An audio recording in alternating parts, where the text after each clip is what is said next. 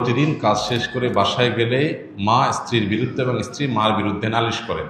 আমার আয়ের সকল অর্থ আমার মায়ের হাতে না দিলে উনি এগুলো নিয়ে বিচার সালিশ করেন। এক্ষেত্রে আমার করণীয় কি? খুবই গুরুত্বপূর্ণ একটি প্রশ্ন। আমাদের সমাজ এবং পরিবারগুলো দিন দিন ভয়াবহ থেকে ভয়াবহতর হয়ে উঠছে। বিশেষ করে বউ শাশুড়িদের দ্বন্দ্ব, এই দ্বন্দ্বটি বিভিন্ন পরিবারে বেশ প্রকট আকার ধারণ করে। এর কারণ কি আর প্রতিকারের উপায় কি? দেখুন, এদেশ যেহেতু সংখ্যাগরিষ্ঠ মুসলিমদের দেশ, বেশিরভাগ মানুষ দেশে মুসলমান এবং অন্য ধর্মাবলম্বী যারা আছেন, হিন্দু বা অন্যরা, তারাও দিন শেষে ধার্মিক, তার ধর্মের ব্যাপারে তিনি যথেষ্ট শ্রদ্ধাশীল এবং সিরিয়াস। এটাই হলো এদেশের মানুষের বাস্তবতা।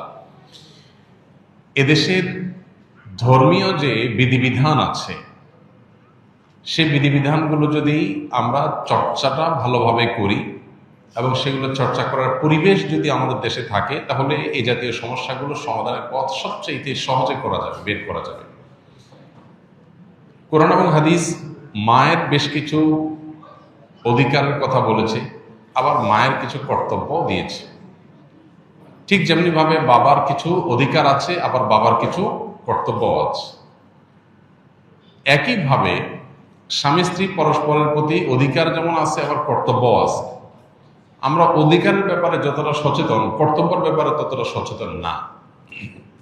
আল্লাহ সুবহানাহু ওয়া তাআলা কোরআনে কারিমে বলেছেন, ওয়ালাহুন্না মিসলুল্লাযী আলাইহিন্না।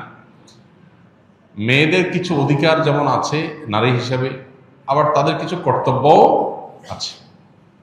অতএব যেমন কর্তব্য আছে, অধিকারও তেমন আছে, দুইটাই আমাদেরকে খেয়াল রাখতে হবে।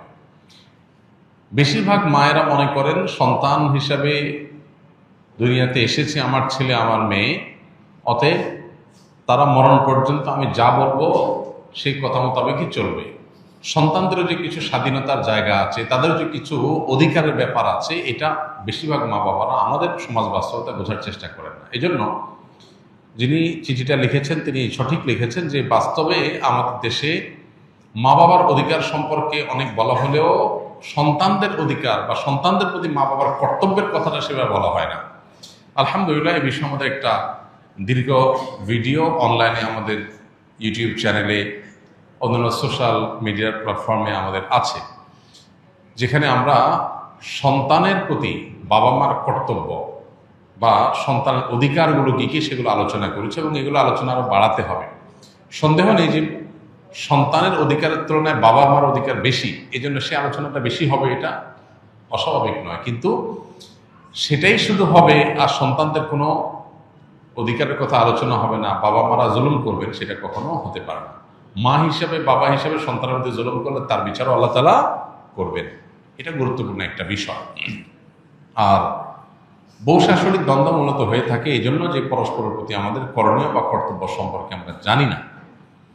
একটা সন্তান যখন প্রাপ্তবয়স্ক হয়, সে যখন উপার্জন করে, তার সকল টাকার পয়সা এনে মায়ের কাছে দিতে হবে, বাবার কাছে দিতে হবে, তারা যা খুশি করবে না, শরীয়ত এটা বলে না।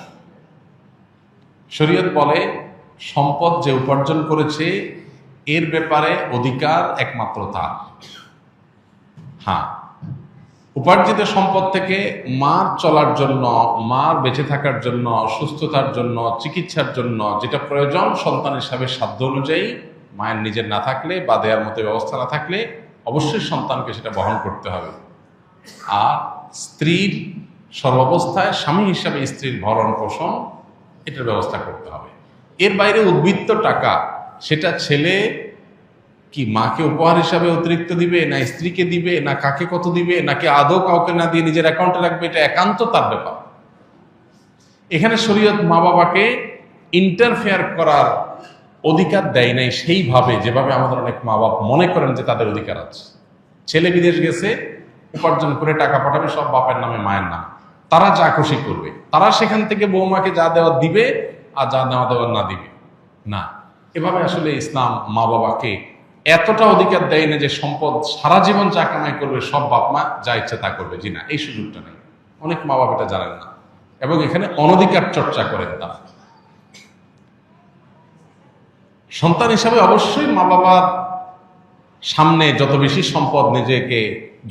সম্ভব নিজেকে বিনয়ী করে তুলবে, সমর্পণ করবে, তাদের কথা মতো চলার চেষ্টা করবে, তাদের লাগবে 10 টাকা, সম্ভব হলে 15 টাকা দিবে, তাদের যা দরকার তার চেয়ে বেশি দেওয়ার চেষ্টা করবে, তাদের চাহিদার চাইতে বেশি সেবা করার চেষ্টা করবে। এটি সন্তানের জায়গা থেকে তার মানসিকতা থাকা উচিত, মা বাবার প্রতি কর্তব্য বোধের জায়গা থেকে। তারা আমাদের মা বাবা, আল্লাহর পরে তাদের সদাচরণ করার গুরুত্ব সবচেয়ে বেশি আল্লাহর ইবাদতের পরে। অতএব সেটা খেয়াল রাখবে। কিন্তু মা বাবা এর মানে এই না যে সব কিছু মা বাপ নিয়ন্ত্রণ করবে, জি না।